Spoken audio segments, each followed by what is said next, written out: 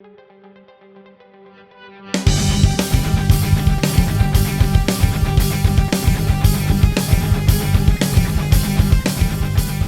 are here to talk about your new album, Pale Communion, that you're releasing in a few days. Yep. You already released 2 songs, Cusp of Eternity and Eternal Rains Will Come. That's right. How come you picked those 2 songs? We didn't. Oh, you didn't? No, Cusp was meant to be the single. And that's the label's decision, basically. They wanted some type of promotional track. So they picked that song. I guess it's the most straightforward type of rocking song on the record, I think. Yeah. And it was with us, or me personally, I don't care, what songs they're gonna promote as the single. So I was fine with that. And Eternal Rains, I think they put that up because it leaked early on. Okay. And we're trying to stop people from, putting it up on YouTube and stuff like that. But as you know, it's pretty difficult. So they put it out. But I think it's something wrong with that version too, because it kind of starts a few seconds in. Oh, really? Yeah, from what I heard anyways. Yeah. It's just like, goes on. But that's why, those 2 songs are taster. Yeah. I personally don't like, if I could choose, we would not give the record out to any journalists or play it to anyone until it's released. No. But I'm obviously in the wrong. It's a bit hard to do reviews and stuff, but I don't know how many people actually read those or care. If they want an album, if they want it, they want it, so it doesn't really matter what reviews, people say. I understand they're important, but I never understood why can't you wait with them until the album's out. Yeah. And actually, myself like the waiting.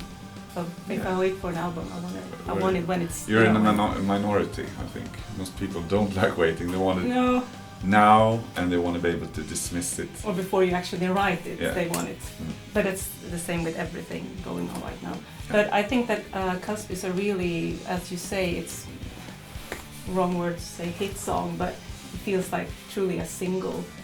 But then the other song, Eternal Rains, I would say that it probably sort of frames the whole album, because that song is a bit different. It's really prog in the beginning, and Yeah, it's a bit more. I mean, Cusp is more of a straightforward song, and I guess we're not a single band anyways. But since we had to have some type of single, that would be the obvious choice. But Eternal Rains Will Come is probably a bit more representable for the record as a whole. Because Cusp of Eternity is more, like I said, straightforward, rock, hard rock, maybe metal type song. But the other songs on the record are quite a bit more experimental and progressive, if you will. Yeah, I would say you turned into really prog rock, experimental prog rock, not so much metal anymore, but you still managed to keep your old fans, the metal fans. Why do you think that is? Because many bands failed with that, but you seem to succeed. I think we're fortunate in that way that we can experiment as much as we do. Still, people seem to get it. Yeah. At least some of them. Yeah. Yeah. I mean, there's a lot more to our sound than the heavy.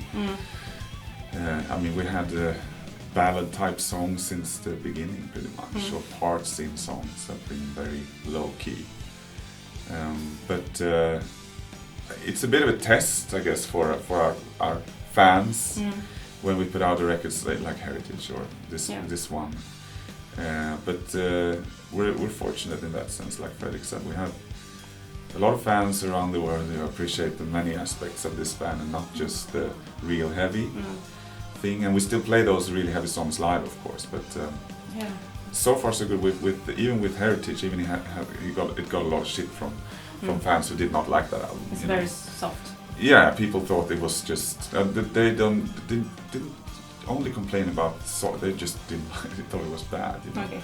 Which for me is I certainly don't. I love that record. I'm really happy with that. I still think it's a pretty heavy album if you compare it to Damnation, which was entirely soft.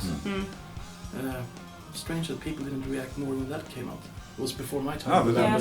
it was more of a shrug then. What would you say? What songs do you think work the best when you play live? Is it the older, heavier songs, or new songs, or do you have any I think idea? the recent tours we've done, we blended it in a pretty good way, and I Mm. think they all work. The crowd seems to be excited Yeah. about the new songs as well, Mm. and it's. I think we managed to get a good balance between the old stuff and the new stuff. I think it works really well to Yeah. combine it. We also force feed them with new stuff. Yeah. We really push them. And like the first couple of tours was a lot of like 6 new songs or something like that. Mm. But that's because it's the new record. We're proud of it and we want to promote it. But Mm. when we play live, I mean, when we play a song like Deliverance, for instance, you Yeah. know, every night they go crazy. Of course. And it's the same. I mean, it's hard for us to because we don't see ourselves as having classic songs, No. so to speak. So I've been like, you know, maybe we should experiment a little with the set list and do some old songs and stuff like that. But people are gonna miss, you know, if you go to see Black Sabbath, whenever they play Paranoid, people go insane, Yeah. you know. But for me, like, yeah, I don't need to hear that song, you know. No. But the vast majority of people just wanna hear the songs that And it they. will be the first time for some that they heard you and they want to hear Yeah, that song. Yeah, of course. You know, So- but we are like I think on the next couple of tours we're going to focus a little bit more on some of these classic that they consider classic tunes. You know, we want to please everybody that's there. You know, and it's one of the things that I regret a little bit on the first couple of tours when we didn't do any of the heavy material. That some people left that venue disappointed because they didn't hear the songs that that they want to hear. And even if we want to promote a new record and we're still going to continue doing that, it's also a matter of pleasing the people who come there. Okay. It's a completely different thing from recording a record to playing live. You know, when we do records, it's more for us. It's what we want to do and what we want to hear. But when we play live, we're going to promote the new songs, of course, but play some classics. And you're going to tour now with Pale Communion in Europe in October. Yeah. And then it's going to be the States together with In Flames in December. Mm-hmm.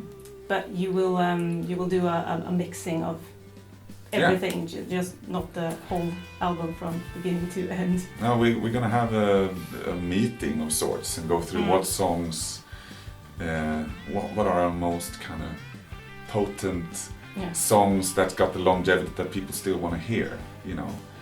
And we're going to pick a fair number of songs like that that we know is going to go down well with the crowd.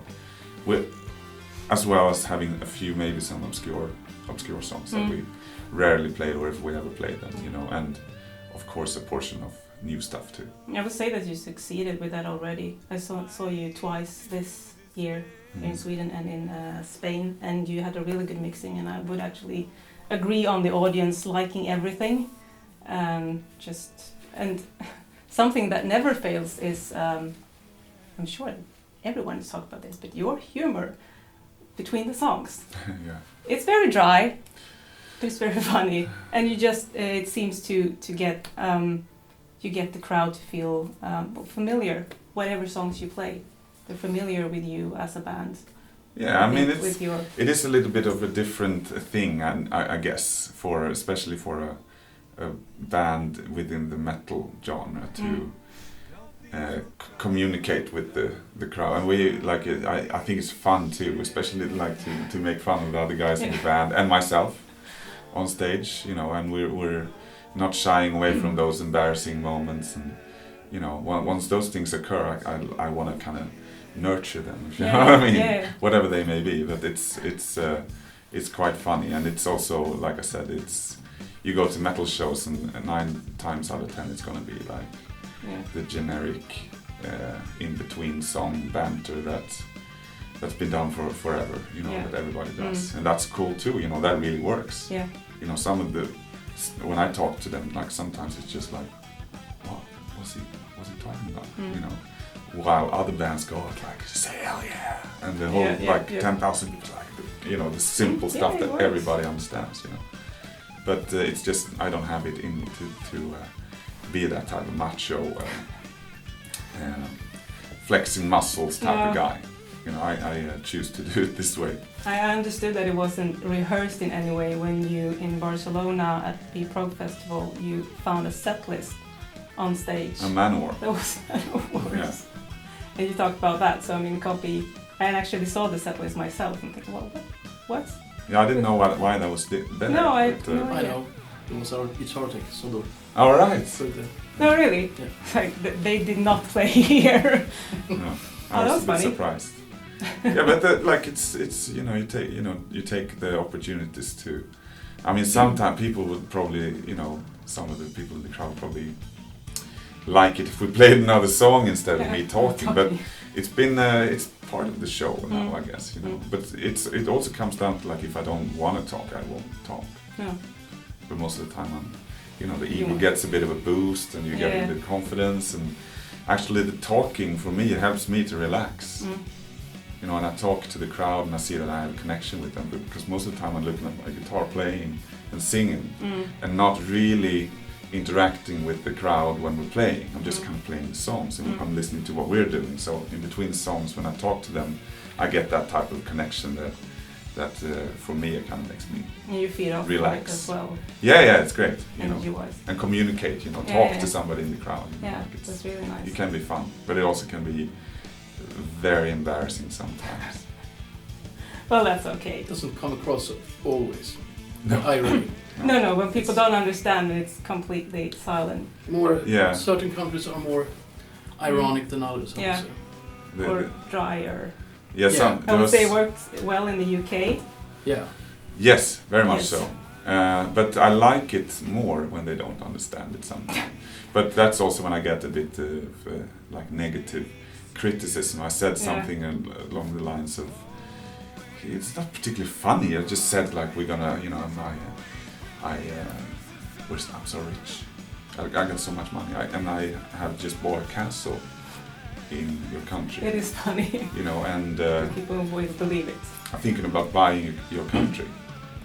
And some of the feedback, I was like, he's an arrogant prick bragging about how rich he is. And they completely didn't understand. They actually thought that I was going to try and buy their country. You know? Oh my god. Along with all my castles, you know. So, but it can.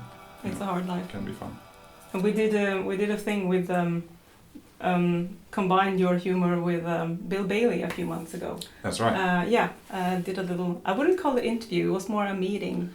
Had a little chat because he's a big fan of yours, and I would say that you are probably a fan of him. Very much. He's great. He's awesome. And he told us that he used Stiller as walk-on music. I was surprised. For the show. Yeah, we saw the show. We saw it. Yeah. How did that feel? Really good. Great. It sounded good. I was like, wow. You know, felt, and you know, like out of the people who were there. Yeah. I don't think it was the two of us, like the three of us who knew what it was, you know, but it worked. Sounded powerful. And a big honor, of course. Yeah, it's really cool. But you got to play his a Bible. bit different guitar. It was a Bible. It was an Australian Bible that he put strings on. Someone did it for him. Yeah. Right? Yeah. Some guy in the outback just handed him this four-string guitar. Yeah. I got to play it through the PA. How did it sound? It sounded pretty good. Yeah. You know, but then again, I was on stage. Yeah, it sounded, you know, a bit religious. No, like I was standing on stage, and the venue was empty, so I was like, you know, playing something, whatever it was, and it resonated in the room, so it sounded good, you know. It's a bit of an odd idea. What would you have if someone made an innovative guitar for you? What would you have it made of? It's a good question. When someone says 50 that, Shades it's a hard of question. Grey. It would be a book, but it would be 50 Shades of Grey. No, I don't know what. Ketchup bottle. I don't know. Could do that. Like a hamburger dressing maybe. tube. Guitar case. It's really stupid. From a guitar case. Yeah. Guitar case that's got strings on it. Yeah. It's really stupid. Why not? That would be funny. Not bad. I hope we'll get to see that on stage at some point. Bulky. Maybe hard to play though. Yeah. I don't know. A bit big. Contrabass case with guitar strings. An aeroplane with strings on. An aeroplane. Yeah. It could be a bit hard to play on. Could be fun as well. It could be a tiny one. We could go on with this forever. So let's not. I always ask a question about. Well, actually, first I'm going to ask you about. You have a really big interest in wine, right? Or a little interest in wine. You like drinking wine. Yeah, Amarone. Yeah, that I love Italian wine, but I love all wine pretty much. But you released beer. No, it never happened. We never talked happened. about it, and we decided that we're not going to do it. Not now, at least, because there's so many bands to put out beers now and wine and everything. So we can... But you would actually probably release a drinkable wine. Maybe we were talking with wine producers and stuff like that, but we were and with the beer company too. We were too slow, and in the meantime, a lot of other bands put out their beers and wine, and whiskeys and whatever it is, you know. So I think we kind of missed that train, and I don't want to, you know. What's the? I mean, there's nothing cool about doing exactly what everybody else is doing. Besides, we are a band first and foremost. Yeah. I mean, we drink beer, we drink wine, but for us to get involved in that would be not completely honest business. You drink it, you don't produce exactly. it. I mean, I was really looking forward to going to the microbrewery and try out different beers. So. Yeah. But you can still do that. You don't have to release it. You just say like, we're gonna do this, That's and the just plan. try, and then you get a lot of free beer. Or and you don't want to do that either if it's not like top quality. No. And it's. I don't think it's for us anymore. No. I kind of lost interest in after you see all these bands putting out their beer and they're talking about it like they've been in the industry for forever. You know, it gets a bit tedious. Yeah, now it's like they didn't release a wine or a beer. That's weird. That's when someone unique. Yeah. Or you don't have tattoos. Well. Yeah. Now, same there. Tattoos, Yeah. like everybody's got tattoos. Same. But okay, my last question is: if this album, Pale Communion, was a dish, as in food, what would it be? And also, what wine would you drink to it? Well, it could either be some kind of A sloppy burger. Texas chili. Hmm? Or, Burger. And you are agreeing. Kinda. Yeah. green. You are agreeing on this. You're not fighting about what it should Well, be. it would be easy for us to say it's going to be a little French, something from the Foie sea. gras. Yeah, foie gras. With a nice bottle of Dom Perignon, 1956. But I think we should say sloppy burger and beer. What kind of trimmings to that burger? That's important. Oh, we're getting Lots of hot sauce, mild sauce, Lots of extra cheese. extra cheese. Lots of extra cheese. Jalapenos. Jalapenos, piri piri chilies, Good. coriander, strong. Yeah, why not? coriander, a big slice of blue cheese with mustard on it, and ketchup, just because A hairy blue it cheese. sounds weird. One of those that hair grows on. This album Yeah. is very progressive. Yeah, it's Or will taste. And the pickles, good. of course, has to be there. Of course. lots of pickles. Are you getting hungry? Yeah. Okay. Yeah. Let's just go and eat. Okay. Thank you, Opeth. Thank you. Looking you. forward to see you on tour. Thanks.